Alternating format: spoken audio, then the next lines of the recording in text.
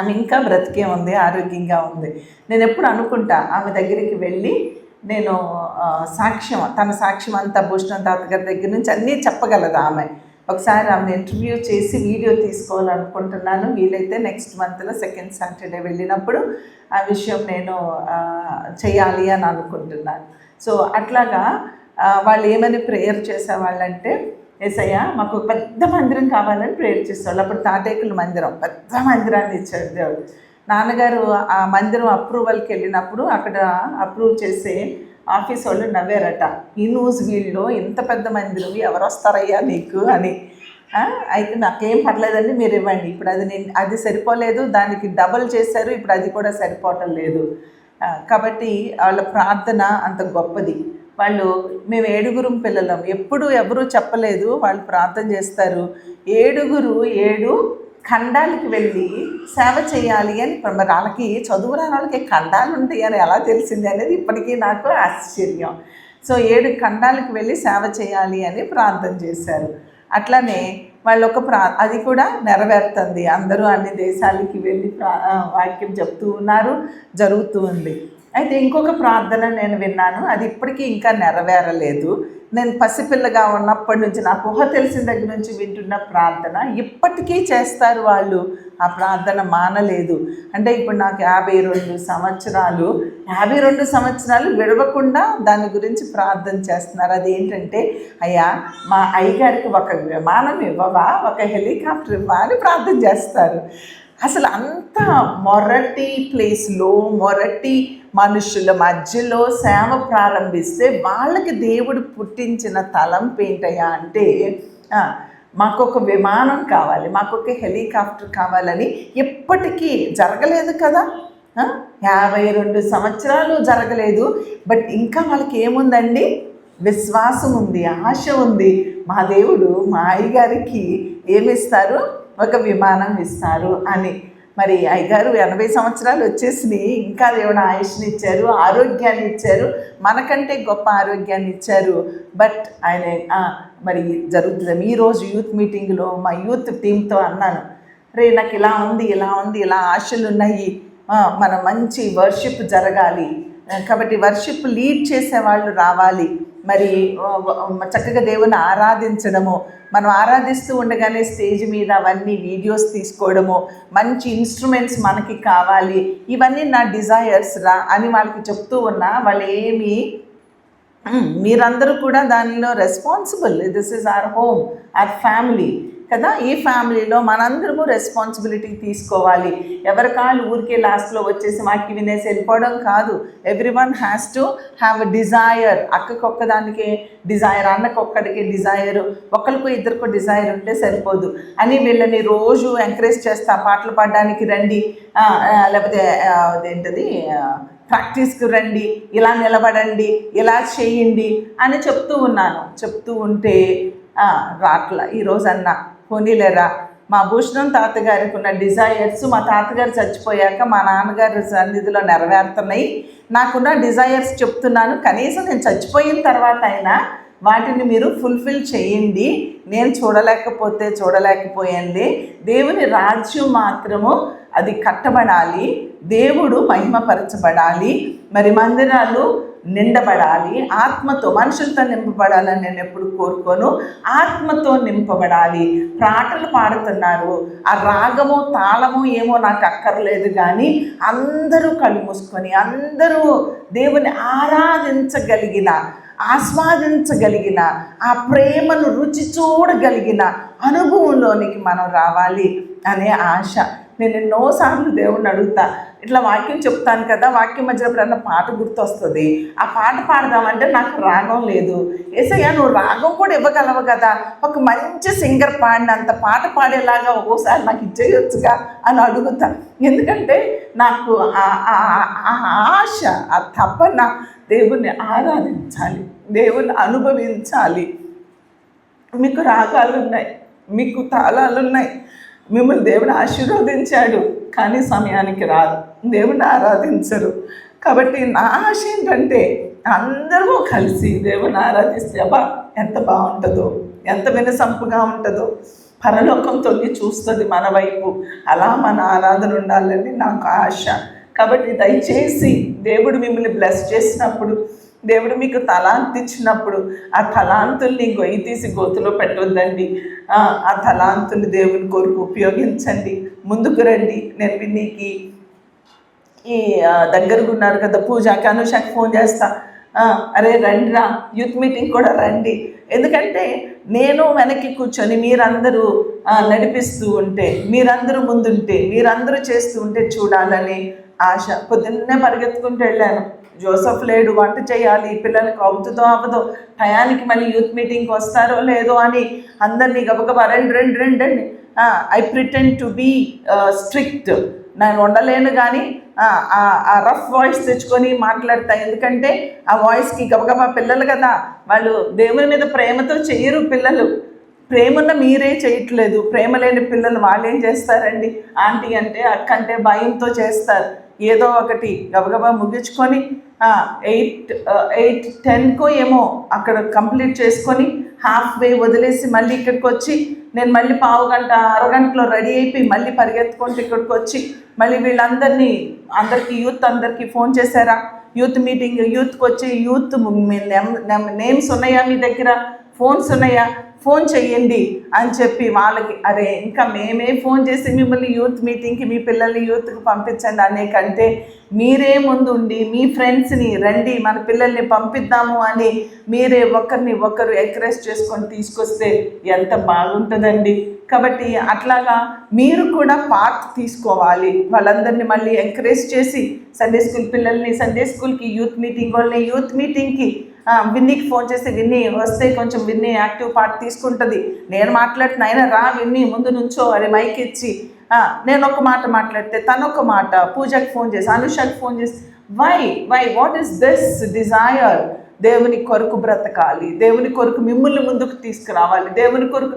అరే మీ అంత టాలెంట్స్ ఉన్నాయండి, మీకు ఎంత జ్ఞానం ఉంది, ఇంగ్లీష్ మాట్లాడగలరు, ఉద్యోగాలు చేస్తున్నారు, సాఫ్ట్వేర్లుగా ఉన్నారు, లెక్చరర్స్గా ఉన్నారు, మేనేజర్స్గా ఉన్నారు. మీకున్న టాలెంట్స్, మీకున్న రాగం, మీకున్న జ్ఞానం దేవుని కొరకు ఎలా ఉపయోగించాలి, మన ముందున్న తరము యూత్కి ఎలాగ వాటిని ఇంజెక్ట్ చేయాలి, ఎలా పరుగులెత్తాలి, ఏం చేయాలి. Everywhere one person is running is too difficult and every one has to come forward. అందరము కలిసి దేవుని రాజ్యాన్ని కడితే అబ్బా ఎంత బాగుంటుందో, ఎంత మధురంగా ఉంటుందో, ఎంత ఆనందంగా ఉంటుందో. ఆత్మల పట్ల భారము కలిగి మనతో పాటు ఇక్కడ సాగర్, ఇంకొక బాబు, ఇదిగో ఇంకొక రక్షక్, ఇట్లా ఇంకొక 2 పిల్లలు ఉన్నారు, వినీత్ వాళ్ళ తమ్ముడు, వాళ్ళకి తెలుగు రాదు. ఈ పాపకు ఎంతమంది స్కూల్లో పిల్లల్ని, అరే రండిరా స్కూల్ యూత్ మీటింగ్కి రండి, సండే స్కూల్కి రండి అని వాళ్ళతో ప్రేమగా మాట్లాడి, వాళ్ళు పాపం వాళ్ళకి తెలుగు రాదు, అయినా సరే వాళ్ళు యూత్ మీటింగ్లో వాళ్ళ కోసం ఇంగ్లీష్లో మాట్లాడుతూ ఉన్నాను, వాళ్ళని ఎంకరేజ్ చేస్తూ ఉన్నాను, తీసుకొస్తూ ఉన్నాను. Like only I have to do it, why can't you do it? Okay, talk to your neighbours and bring them to the lord. వాళ్ళతో మాట్లాడండి, వాళ్ళకి నీ సువార్త, నీ సాక్ష్యం చెప్పండి. ఇక్కడికి వచ్చి సాక్ష్యం చెప్తాము. ఏం సాక్ష్యం చెప్తాము?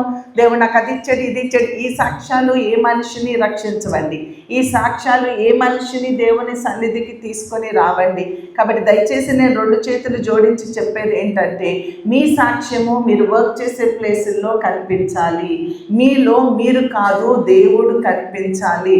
మేము మనం కూర్చున్నాము, ఎన్సీ శామ్ కొడుకుని పిలిచాను, ఎన్సీసీ కదా అని పిలిచి కొంచెం స్కూల్లో పిల్లలకి ఇవన్నీ నేర్పించరా, స్పోర్ట్స్ డే పెట్టాలనుకుంటున్నాను అని చెప్పి టీచర్స్ అందరం చైర్స్ వేసుకుని కూర్చోబెట్టి అసలు అందరికీ ఒక పక్క పూజ, ఒక పక్క శైలజ, ఒక పక్క నేను వాయించేసాం. మళ్ళీ వాళ్ళకి ఏమన్నా బోర్ కొడుతుందని వాళ్ళ ఫీలింగ్స్ అబ్జర్వ్ చేసుకుంటా వాళ్ళు ఇంట్రెస్టింగ్గా వింటున్నారు దేవుని మాటలు. చెప్పండి, ఏదో ఒక సమయాన్ని చూసుకోనండి. వాళ్ళకి ఏ టాపిక్ ఇంట్రెస్టో బోర్ కొట్టకుండా ఆ టాపిక్లో నుంచి వాళ్ళ హృదయానికి ఏది నచ్చుద్దో అందులో నుంచి తీసుకొచ్చి వాళ్ళకి చెప్పాలి. ఇందాక వంట చేస్తూ ఉంటే ఒక పాప ఇంకొక పాపకి, అప్పుడు ఆ పాప ఎప్పుడూ రాదు ఆ వంటగదిలో పని చేయడానికి, మా దగ్గర ఉన్న పిల్లే నాకు పైన పని చేస్తుంది. ఆ పిల్లకి వస్తే అక్కడ అంట్లు ఉన్నాయి, అంట్లు తోము అంతే. ఆ పిల్ల ఏమో తోమలేదట. మళ్ళీ నాకు వచ్చి చెప్తుంది, అంటులు తోమన్నాను, ఆ పాప అంటులు తోమట్లేదు అని చెప్పింది. అంటే నేను ఏం మాట్లాడకుండా పాప దగ్గరికి వెళ్ళి, నాన్న అక్కడ బియ్యం కడిగిన నీళ్ళు ఉన్నాయి కదా, ఆ నీళ్ళు తీసుకెళ్ళి కొంచెం రోజెస్కి పోయినానా అన్నాను. అంటే ఇష్టంగా వెళ్ళి పోసింది. అంటే ఆ పిల్ల నాడి నాకు తెలుసు, ఏ పని ఇష్టంగా చేయగలుగుతుంది, ఇంట్లో అంట్లు తోముతుంది, ఇంట్లో ఏదైనా చేస్తుంది.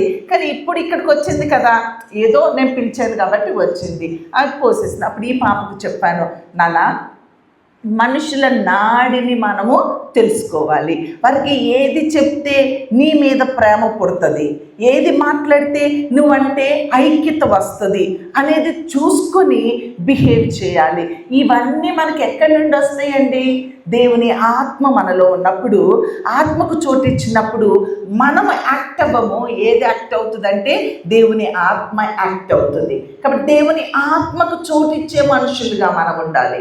ఇంట్లో పని చేస్తున్నా నీకు దేవుని ఆత్మ పని చేయాలి. నీ భర్తతో మాట్లాడుతున్నప్పుడు దేవుని ఆత్మ పని చేయాలి. నీ బిడ్డలకి నువ్వు సజెస్ట్ చేస్తున్నప్పుడు దేవుని ఆత్మ పని చేయాలి. దేవుని ఆత్మ చేతే మనము నడిపించబడేవారుగా మనము ఉండాలి.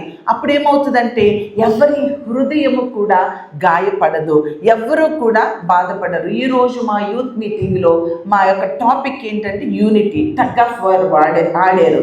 ఆ టగ్ ఆఫ్ వార్ ఆడిన తర్వాత ఆ యూనిటీ అనేది, ఆ స్ట్రెంగ్త్ అనేది ఈక్వల్గా ఎట్లా మనము దానిని అప్లై చేయాలి అనే దాని మీద మేము మాట్లాడుకున్నాము. యూనిటీ అంటే ఏంటి అనేది వాళ్ళకి చెప్పిన 3 రిఫరెన్సెస్ చెప్పాను. ఆ యూనిటీ అంటే ఏంటి అంటే, ఒకటి బాడీ యునైట్ అవ్వడము, రెండవది మైండ్ యునైట్ అవ్వడము, మూడోది స్పిరిట్ యునైట్ అవ్వడము.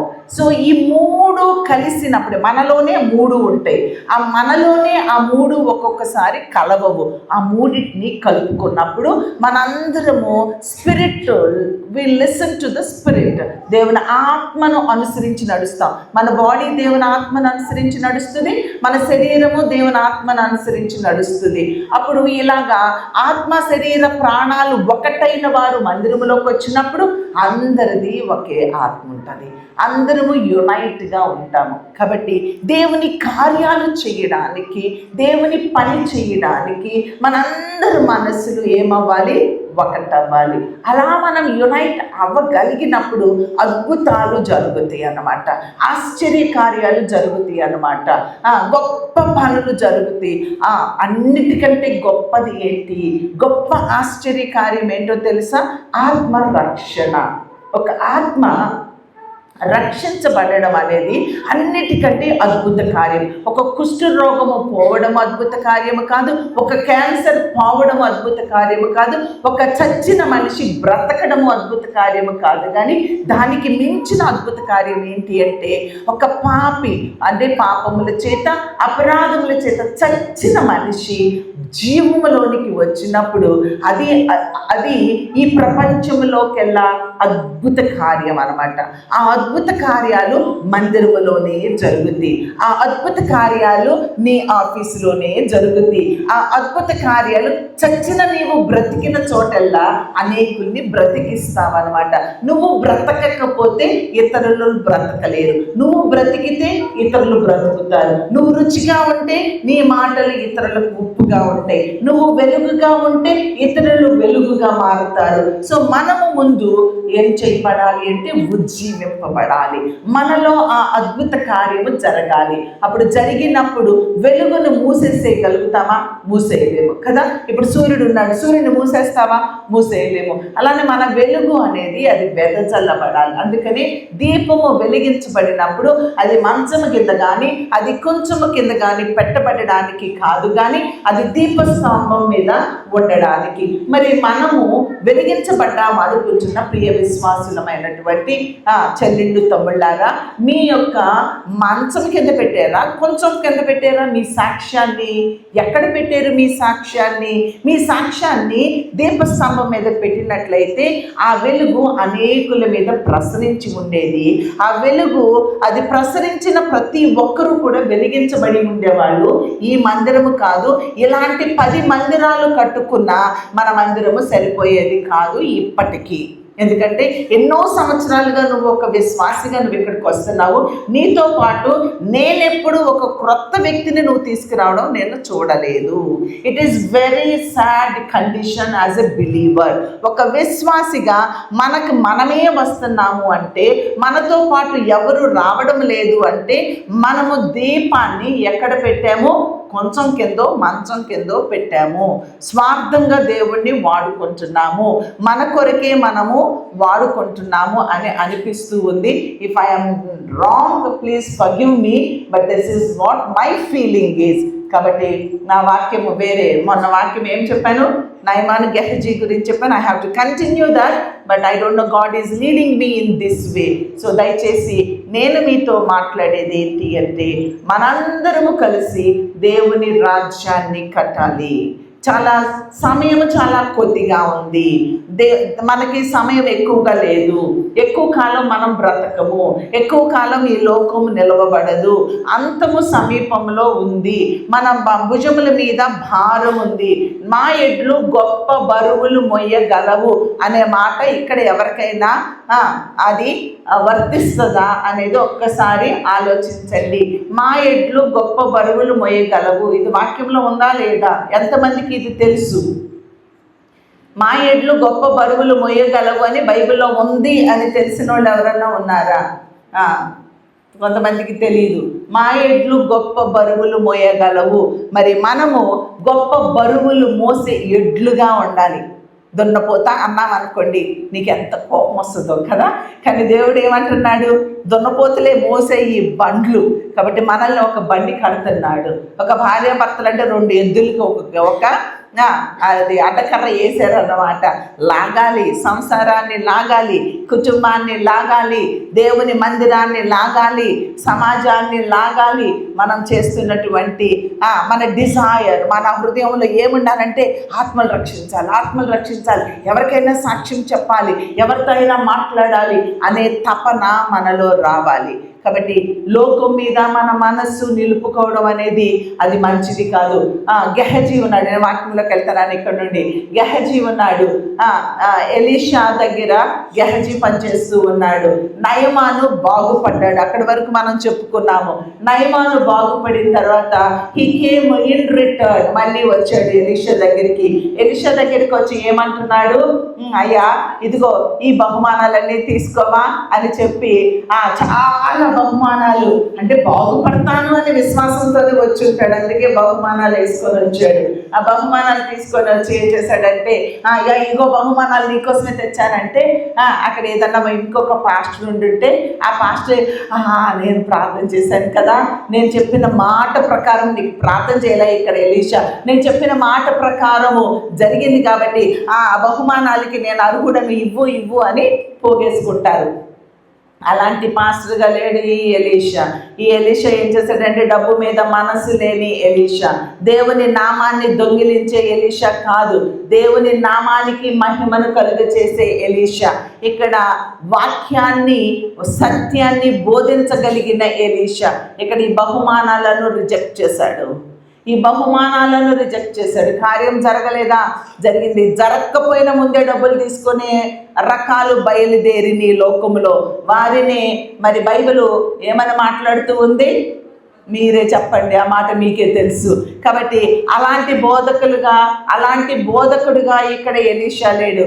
ఎలీషా ఏం చేస్తున్నాడంటే, హీఈస్ రిజెక్టింగ్ హిజ్ ఆఫరింగ్. దేవుని యొక్క వద్దమ్మ టైం లేదు, అందుకే నేను చదవమంటలేదు.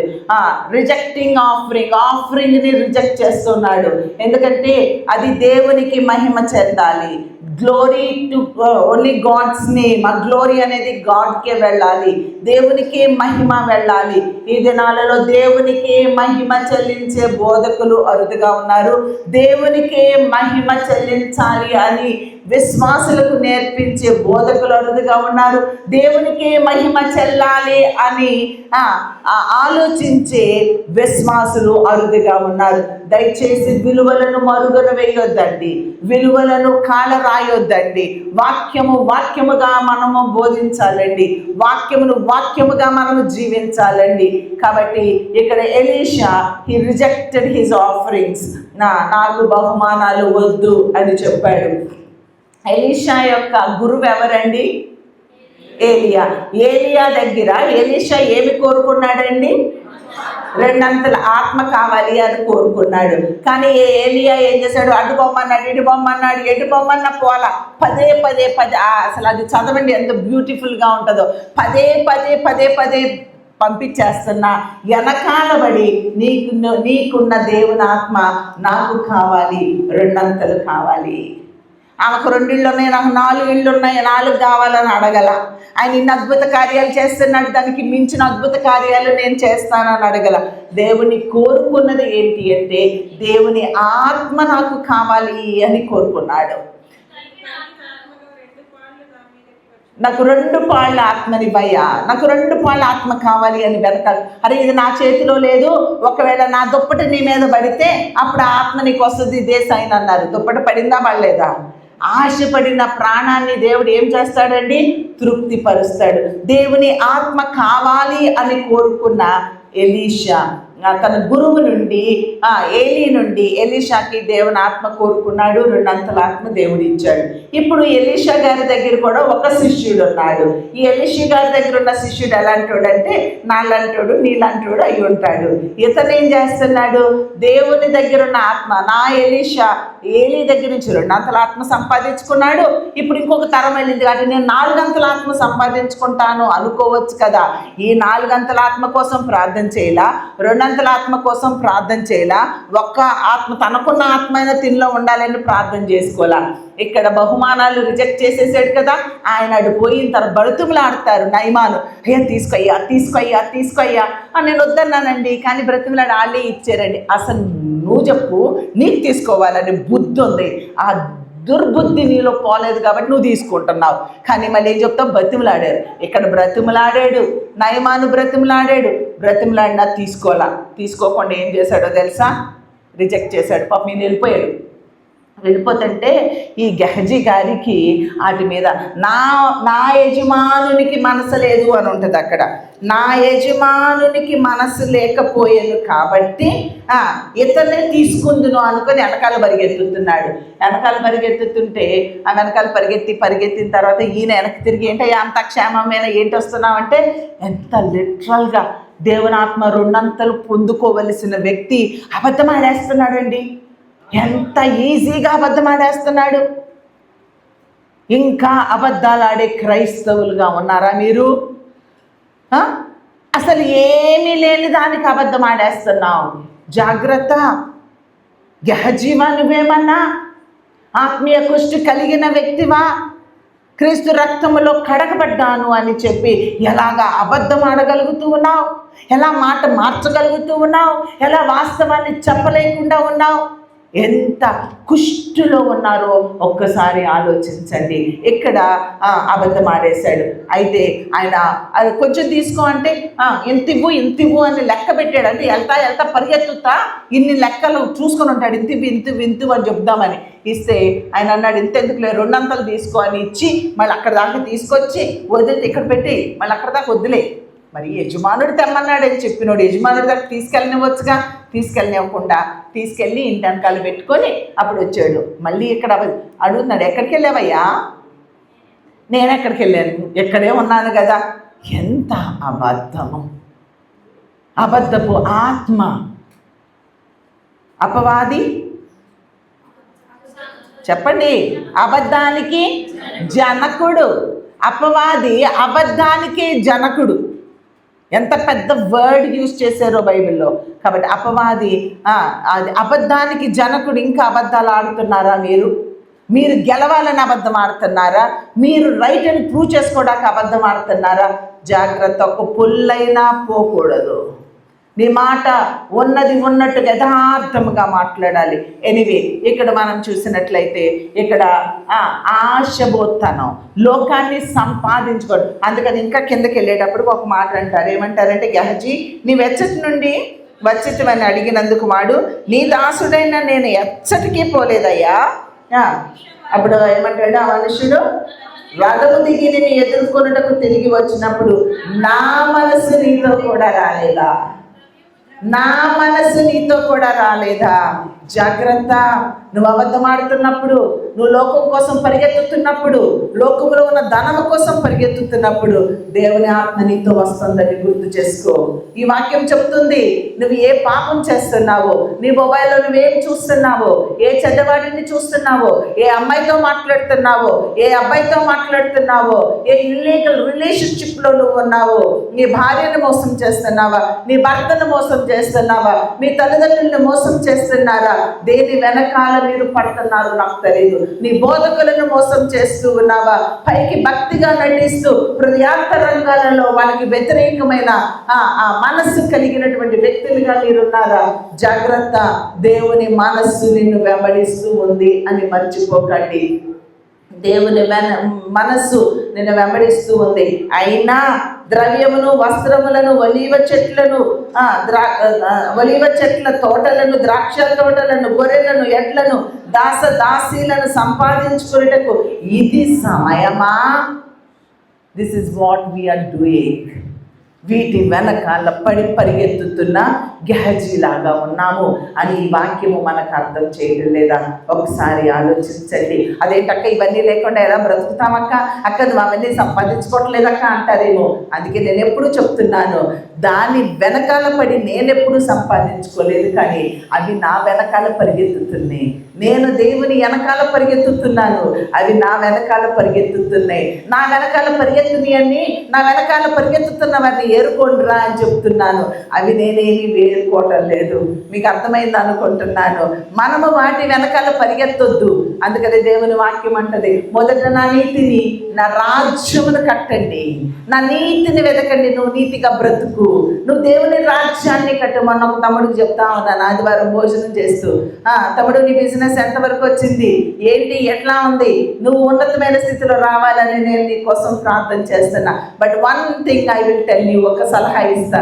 నువ్వు దేవుని రాజ్యం కడతావా? దేవుని రాజ్యం కట్టడానికి పరిగెత్తుతావా? అప్పుడు నీ బిజినెస్ నీ వెనకాల పరిగెత్తుతుంది.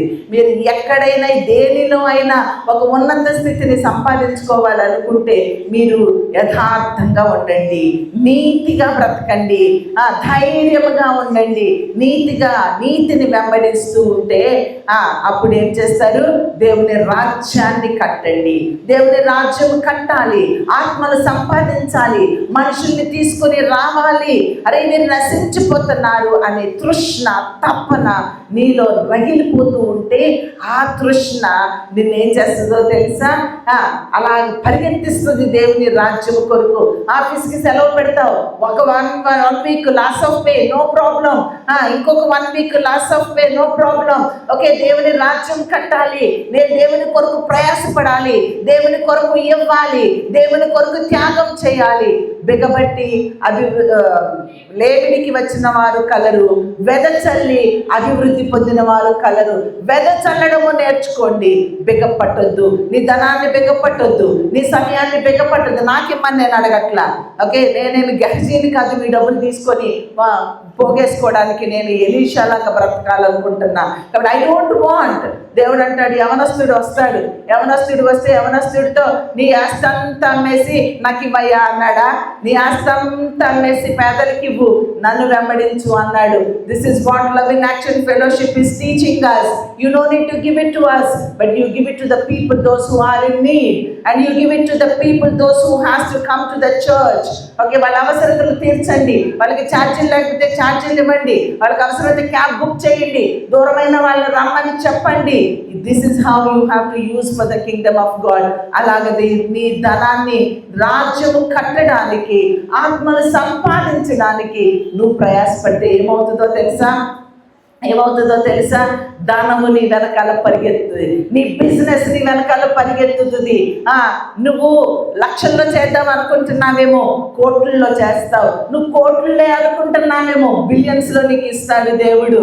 అరే అవసరమైతే ఈ లోకంలో ఉన్న ధనమంతా నీ వెనకాల పరిగెత్తేలాగా చేయగలిగిన దేవుడు.